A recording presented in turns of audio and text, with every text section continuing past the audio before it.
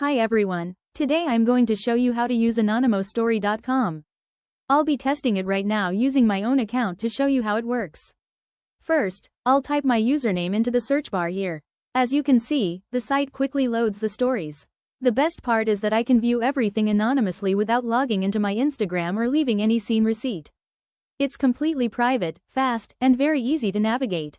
If you want to check out stories without being noticed, I highly recommend Anonimostory.com. You can find the link in the description below. Check it out.